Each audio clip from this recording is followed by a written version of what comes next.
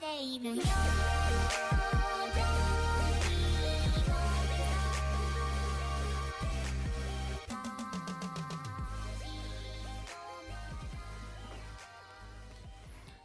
and welcome to That Nerdy Science, That Anime Pod, the seasonal anime recap show. I'm your host, Christian Puente, aka Pixel Brave, and you can find out more about what anime I'm watching and the things that I'm talking about related to anime on Twitter at That Anime Pod. And follow me there for any updates regarding anime content with the show and stuff that I'm watching throughout the season. Starting in the next episode, hopefully you'll start seeing guests on here with me, rotating chair, bringing their topics, and we'll just kind of hash things out, anime style. Again, if you want to get involved with the show, you can find that Google form on my Twitter page at That Anime Pod. Thanks again for joining me this week. Now let's recap some anime.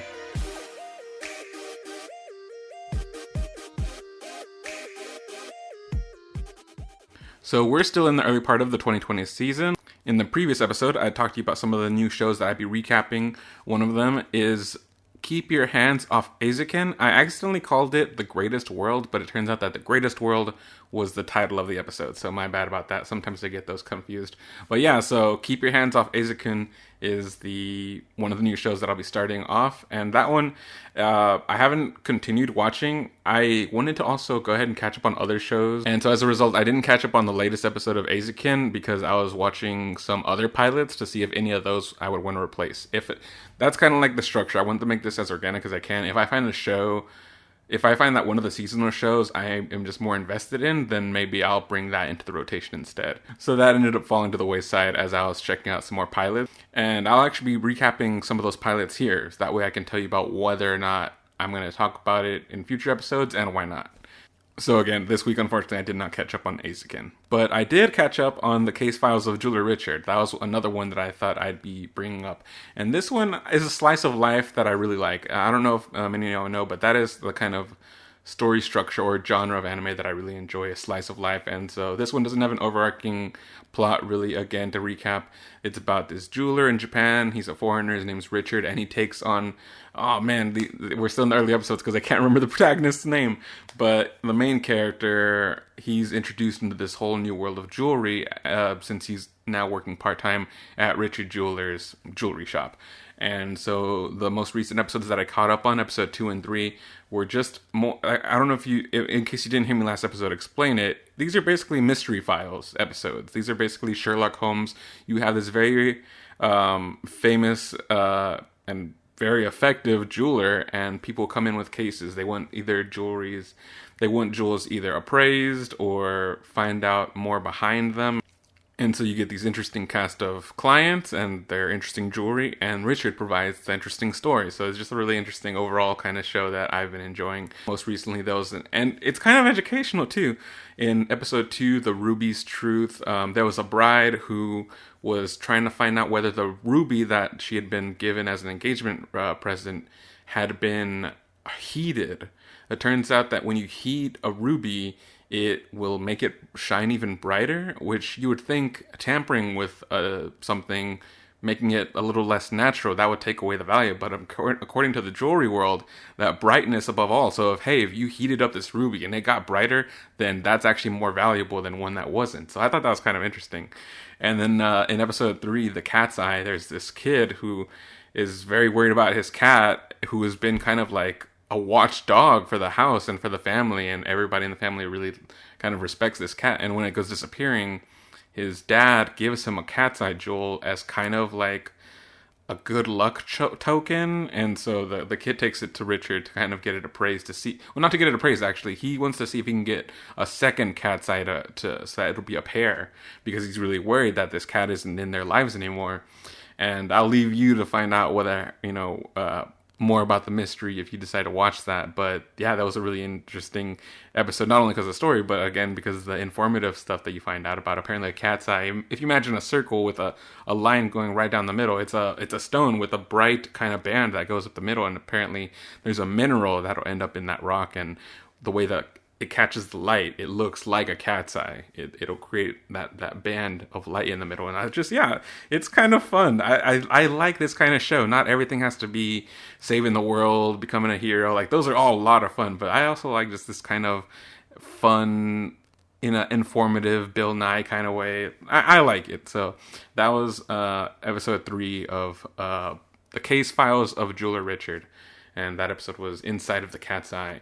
And so yeah, let me just kind of go over some of the other pilots that I wanted to check out. Room Camp is the one that I checked out. It's a spin-off off of Laid Back Camp, which is an anime I really, really enjoy. And I'll tell you more about it soon, actually, later in the episode. But yeah, Room Camp is a short series, which I love short series. For those who kind of just watch anime a bit casually, you'll have a full 23 episode kind of episode, but they also have episodes out there that are 7 minutes, and one like Room Camp, which is actually 3 minutes and 30 seconds, which I just really like this.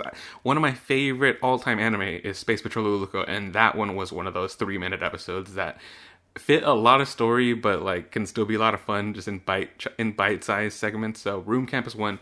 I don't think I'll be recapping on this show, but it's one that I watched and I really liked. That it's getting to continue more adventures with the characters that I liked from the original show. Another one is called Science Fell in Love, So I Tried to Prove It. That was a pilot that I checked out, which is a rom-com, which again, I like rom-com, so I'm gonna see how the rest of the show pans out and see if I stick with it. But it's the art is a bit more mature than I'm used to. It's not exactly fan service, but it does kind of, at first glance, you're like wondering, oh, is this gonna be a fan service show? And it ends up being mostly not. It really is more about the situational comedy. It takes place in a university, and that kind of like sticks out because most anime take place in high school, so it is kind of cool and refreshing to get older characters. Yeah, so these are science students and they're day-to-day in the lab that they work out of.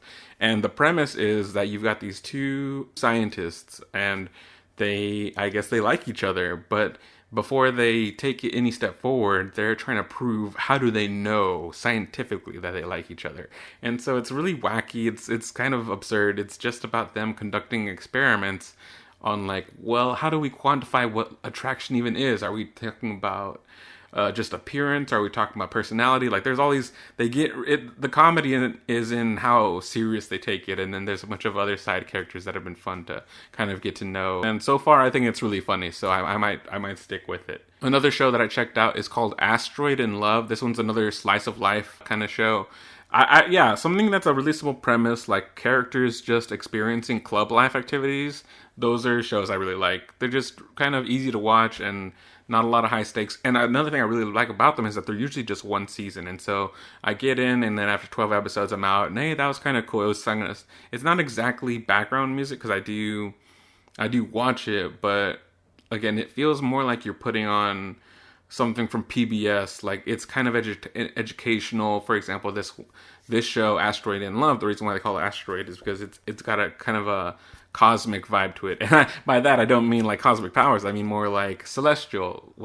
And again, so everything cool sounding actually has superhero meaning. So when I'm saying cosmic and celestial, it's like, oh wait, that's actually like Marvel terminology. So let me rephrase. It's about a club in high school. Again, like I said, familiar territory, but it's a club that's half astronomy club and half geography club. And so it's about just these students, and they are stargazing, and they're visiting parks to look at natural rocks, and a lot of the conversations, again, are just really interesting. I wish I had remembered more facts from this one, but yeah, it is just a couple of school friends in every episode. They either are going on a field trip or having some kind of presentation, and yeah, it's just kind of that kind of PBS feel of like, hey, these are just kind of like Arthur. I think Arthur is kind of a good example of what I mean. It's just like anime Arthur. Like they're having their school days, but also their misadventures or whatever are also very informative and educating. So yeah. And then one more that I'll throw out there. I watched. I could only get through the first episode of this. There's no way I'm going to continue watching this. But it's called Oda Cinnamon Nobunaga, and Nobunaga is the name of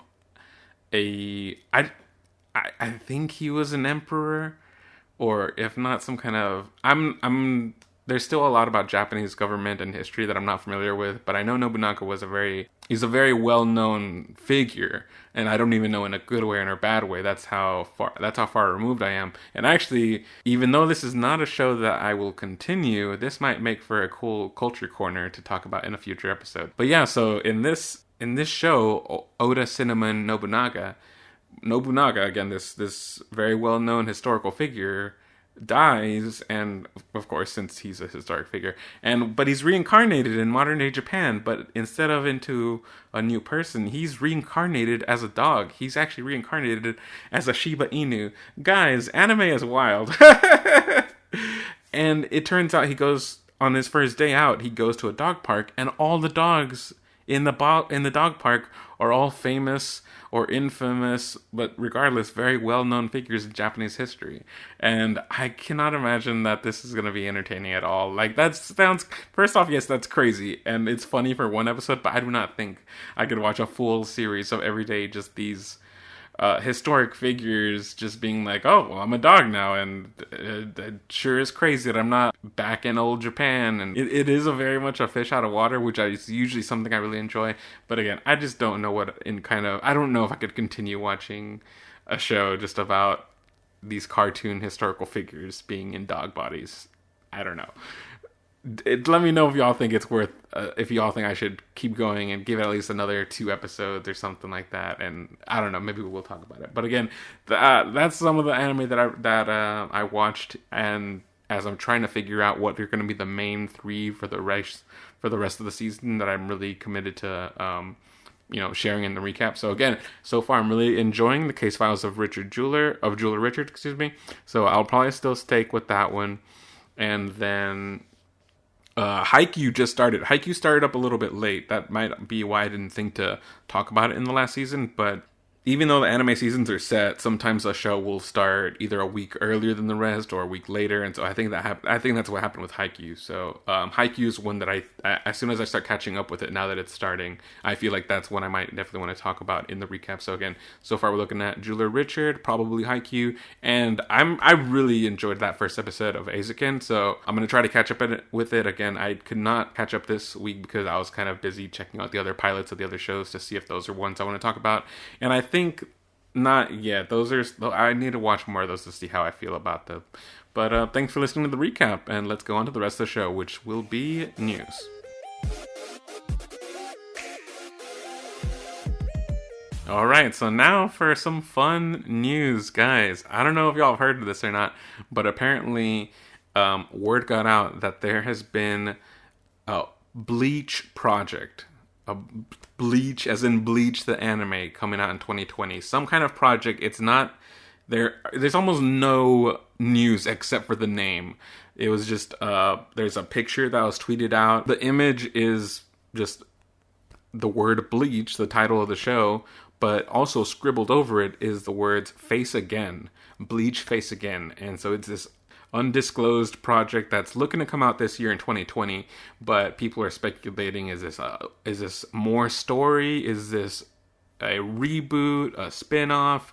We already had the live action Bleach that came to Netflix about a year ago, I think, so maybe more live action. No one knows, but what I'm leaning towards is that maybe what it's going to do is create kind of a sequel show. That's what I'm leaning towards most. I think even though the anime didn't continue, I think the manga kept going, and so what I think they can do is kind of like what Naruto did with Naruto Shippuden, and also what Dragon Ball has done with Dragon Ball Super. So I think this is going to be a similar kind of scenario where it's going to be Bleach, and that might even be the subtitle, Bleach Face Again. I know that's weird, but again, I think there's a lot of really strange titles out there, so I think Bleach Face Again is actually not too bad compared to something like Didn't I Say to Make My Powers Average in the Next Life. Like, that is a real title. Like, that, you could do a lot worse than just a Bleach Face Again. So again, I'm thinking kind of a Dragon Ball Super style continuation of the show, maybe introduce elements from the manga. That's where I'm thinking. Let me know either in a tweet or in a message what you think this new project might be, and are you excited for it, or are you done with Bleach? Me personally, I fell off, but I really still admire how big of an impact it made in such a small time that I'm kind of curious. I want to find out a little bit more. So again, that is the news, and let me know what you think.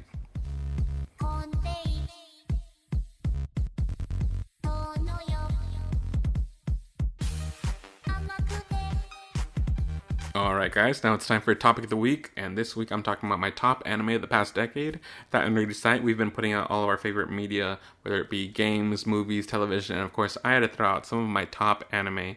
And we just finished the decade, so I figure when else is a better time to look at my top favorite anime of the past decade. And some of y'all shared y'all's with me last week. So far in the episodes, I've talked about my favorite of last season, which again was Fall 19. I talked my favorite anime of 2019, and finally put an end to all of the looking back before we start looking forward. I'm talking about my top anime of the decade. And this is in no particular order. First, I have Place Farther Than the Universe. That's about students who are trying to reach Antarctica, and they're all kind of at a crossroads and trying to find out, you know, some direction in life. And going on this adventure will have, without giving away too much, let's just say this very impossible goal of reaching Antarctica means a lot for them personally, as they're all trying to find their way in life, as we all usually are at that age, you know, if you can remember. And again, looking at cool, fun high school days, let's move on to number 2 on my list, which is Haikyu.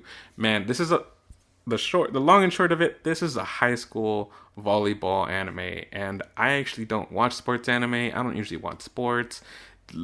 Definitely, I'm not familiar at all with volleyball before this show, but it's just such a really fun show to watch. The animation's fantastic. The music, not only from the soundtrack, but from the intros and outros, is just always really catchy and just very emotional. The characters are what stand out, because this is one of those shows where, of course, in something like sports, you're going to have teams competing against each other, but they make every character so interesting that no matter who is going against each other, you are kind of rooting for both teams, because you get to know both sides and see what they're trying to fight for personally, or who in their life they're thinking about as they're trying to, you know, improve as volleyball players. And yeah, if you're not a fan of volleyball, you're not a fan of sports, I still highly recommend this. And I think it actually just made its way to Netflix, so now you have a little bit less of an excuse. Next one, you're going to be very familiar with this, of course, My Hero Academia.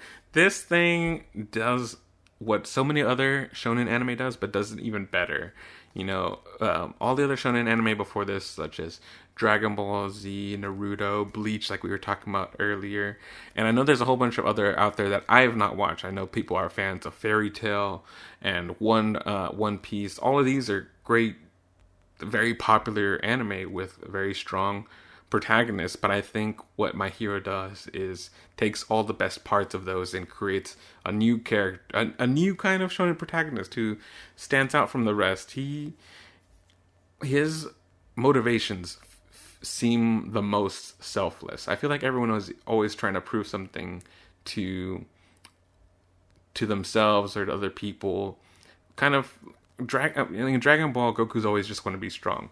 In Naruto, he just always wants to prove himself to the village. Like everything is kind of not as simple, as Deku just wants to be able to help as many people as he can.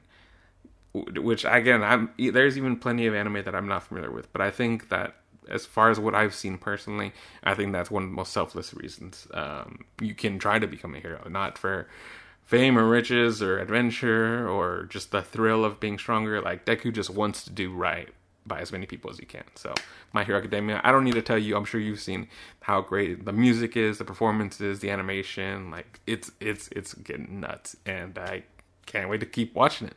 Next up, Space Patrol Luluco, which I talked about a little bit. It's one of those short animes, and it's by one of my favorite studios, Studio Trigger. Studio Trigger, they do really stylized, wacky, the things that they make feel more like something you would see coming out of art school, in that it's just kind of embraces the fun of making animation, and it will sacrifice quality over not quantity. That's what you would usually think, but I was going to say it sacrifices quality, but it's not. What I mean to say is that it'll sacrifice visual quality in order to tell a better story. It will take animation shortcuts, which a lot of people will look at as like, oh, like that's kind of like B-level animation, but it's like, what it does is that it uses simplified. Before I get too in the weeds of it, all I'm trying to say is that they do a lot with a little, and always have very imaginative and very creative stories. And so Space Patrol Luluco is just really out there and wacky. Imagine Men in Black meets Sailor Moon. That's kind of what the story is. You got Luluco, and she just wants to be a normal high school girl. Actually, she's not even high school. She just wants to be a regular middle school girl. But because of wacky anime situations, her dad, who is a space patrol officer, ends up getting frozen in carbonite because of a cockroach that tricked him. Anime, again, very wild. And so she needs to take up the mantle of space patrol, and in order to save him, needs to assist with her city's space patrol force, and leads to a lot of wacky adventures when all she really wants to do is just live a normal life, but that keeps evading her no matter what she tries. And so it's just a lot of fun, and again, the animation's wacky, the characters are just bonkers, but the animation is just really stylized, and I just really like it. It's just a fun little bite-sized show. Again, the episodes are usually about 3 minutes, and so it's pretty fun, quick watch.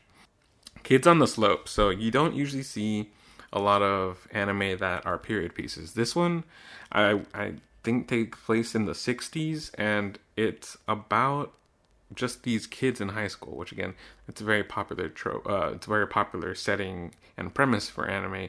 But I think what makes it interesting is the fact that it's a period piece, and so you're seeing kind of a different side of Japanese culture. We're pretty familiar, at least from a distance, seeing, oh well, we think Japan, we think of the pop culture when we think of Japan, but this is kind of like, hey, look, this was also like, there's also this other side that you don't usually get to see. It's just a bit more of a quieter look at what like Japan during the 60s looked like. Another thing that I really like about it is that it's a musical. Next up on my list, I also have the show Recreators, which is a show I don't think a lot of people have heard of, but it's a really fun premise. It kind of reminds me of Space Jam in a way.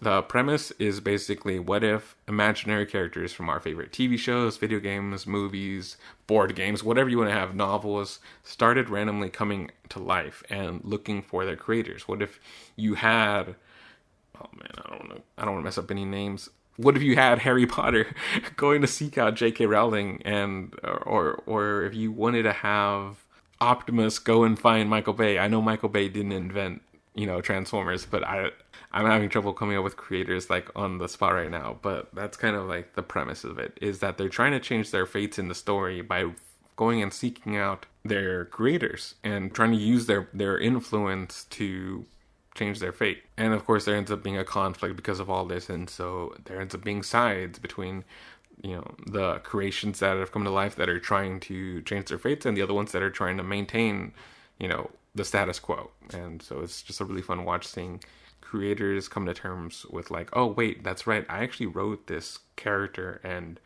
anything that they've gone through, it's because of me and what I decided as a writer. So I just think it's kind of a really interesting premise. Next, also on the list, we have Anohana, which is a very popular, very well-known anime, but in case you're not familiar with it, it is about a cast of kids who, they were all childhood friends when they were in elementary school, and then the show picks up when they're in high school, and one of them was in an accident and died when they were very young, and they're all carrying a certain level of guilt over all these years. They're not even friends anymore, but certain unusual events is kind of bringing them all together.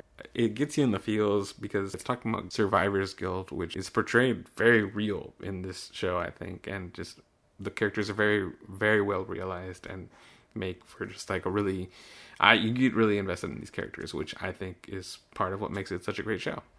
Next up, I have Little Witch Academia, which has such a easy logline. This is basically Harry Potter, the anime.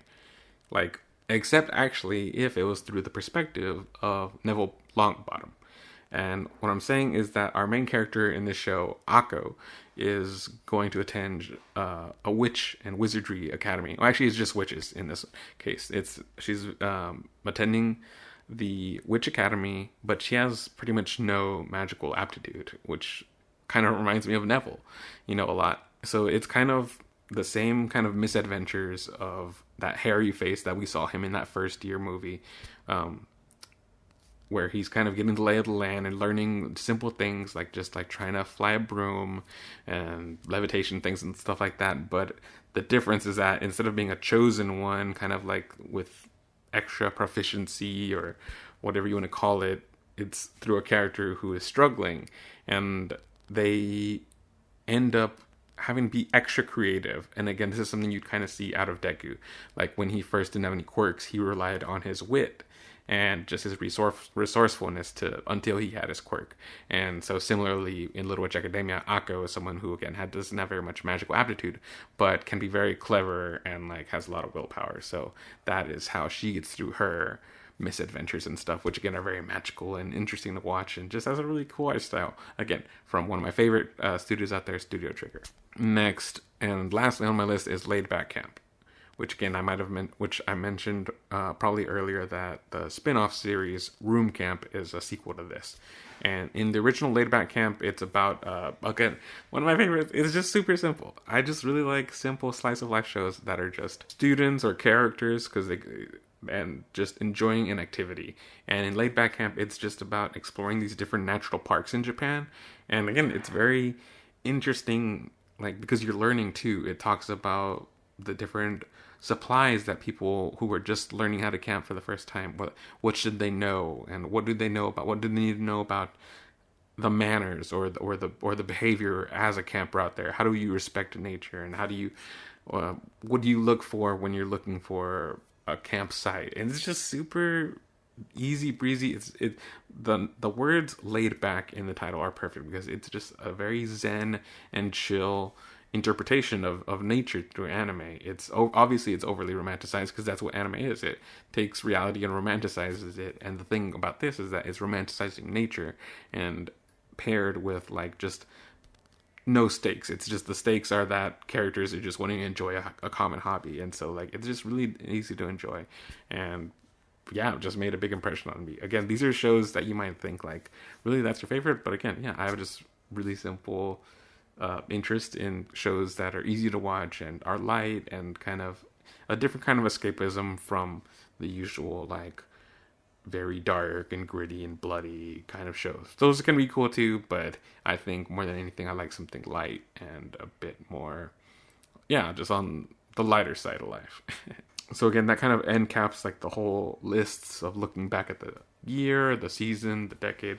It's time to look forward. And so I put out the question, what are you looking forward to watching, or what are you watching now? And at the Daily Sam K submitted, keep your hands off Eizouken. So that's cool to see that you're watching that too.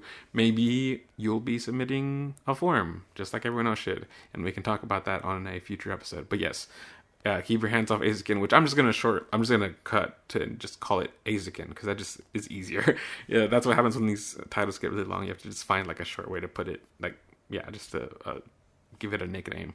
So yeah, I will also be watching Eizouken, so it's cool to see that you're watching it too. Maybe we'll chit chat about that. And that was the only submission I had, so let's go on to our Culture Corner.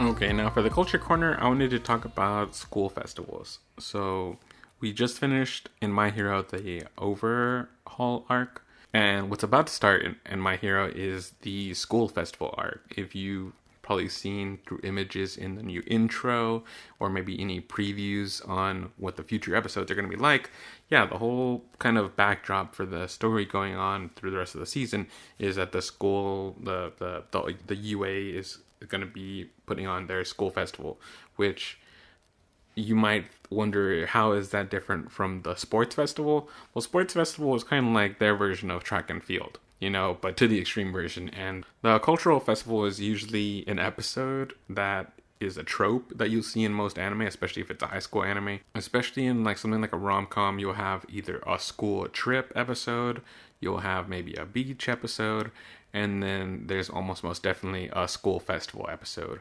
But the thing that making this one different is that it looks like we're just going to have a full half a season dedicated to this, instead of it being a one-off episode.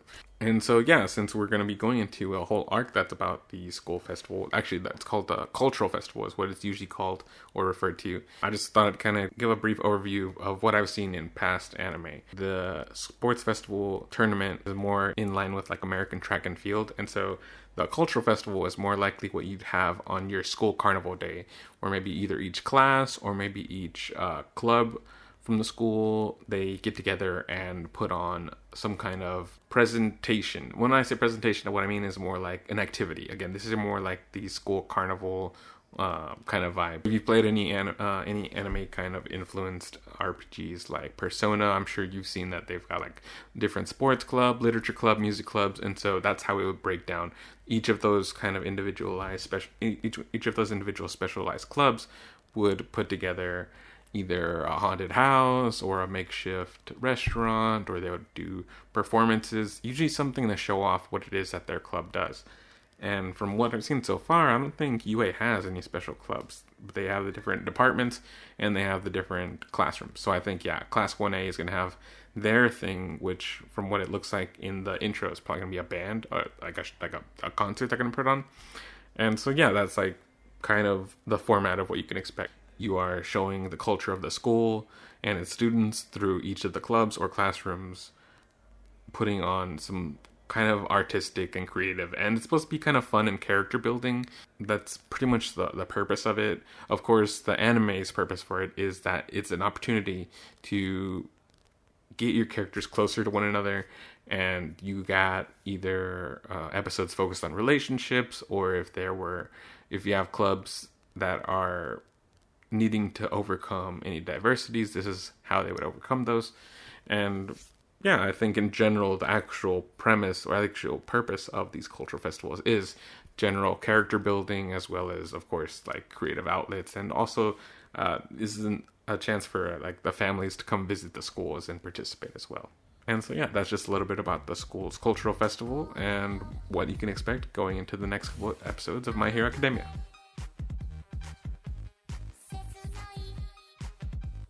Okay, to round things off now, we have the Q&A section. We have one question. That one's from the Daily Sam K. He's asking, when do I drop a show? When do I decide that it's time to drop a show? So I talked a little bit about this earlier with the Nobunaga show, which I decided after one episode, I'm just going to drop that. But for the usual, it depends on how many I've added to my watch list. So if there's a lot of shows that look good, then I'll try to make it kind of faster, like just the pilot, and that's it. If the pilot doesn't hook me, for example, even though I'm not watching a lot of new anime this season, there's a lot of old stuff that I'm trying to catch up on. So that's why with the Nobunaga thing, I was like, I don't even want to watch 2 more episodes of this. I'm just going to drop this now. But if there's not much that I'm trying to catch up on, if there's not much new shows that I'm going to watch, then 3 is the typical. If you ask any kind of anime fan, that's what they'll kind of tell you. It's just like an unofficial standard is usually 3 episodes. How about you, Sam? I didn't think I asked you yourself, but I guess I'll hit up Twitter and see how many it takes for you to drop. Again, maybe you're like me and it just takes 1. And that's it for this week of That Anime Pod. Thank you for listening, and thank you, Gramcraft, for letting us your song, Lonely Rolling Star Remix, in cooperation with Game Chops. Again, for more about what I'm watching and any animes that I'm going to be reviewing, such as anime movies like Weathering With You, which should be coming up on the site soon, you can find that right up at thatnerdysite.com. And again, more about me and any anime I'm watching on Twitter at thatanimepod. Thanks again for listening, guys, and I'll catch you next time.